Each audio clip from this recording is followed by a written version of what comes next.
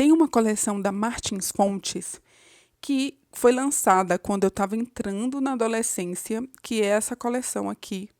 Uma coleção que eu não sei se tem um nome, mas aqui eu chamo de coleção colorida da Martins Fontes, porque ela vai ter o seguinte layout. Ela vai ter um formato pequenininho, quase do tamanho da palma da mão realmente.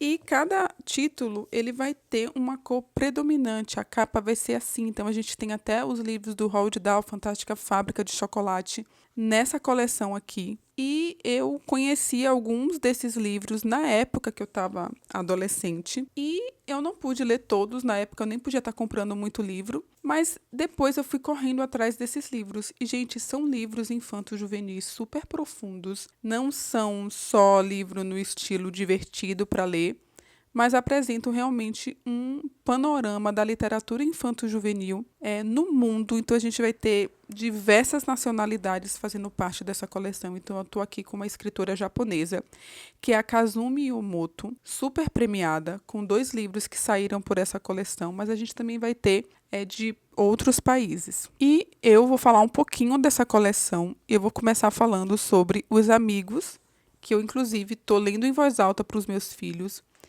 É uma leitura que parece aquele filme Conta Comigo.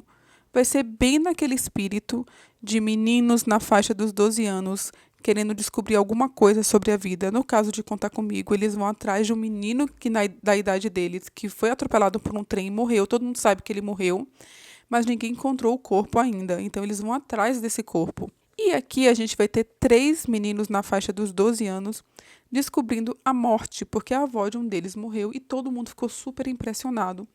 E eles decidem que eles vão vigiar um dos velhos da redondeza para quando esse velho morrer, se eles conseguem identificar algum sinal de que a morte está chegando. E com isso, eu tenho conseguido conversar bastante com os meus filhos, por exemplo, sobre funeral, sobre enterro, o que acontece depois da morte, nossa própria visão espiritual aqui como cristãos, mas do ponto de vista bastante natural, o que é a morte, né?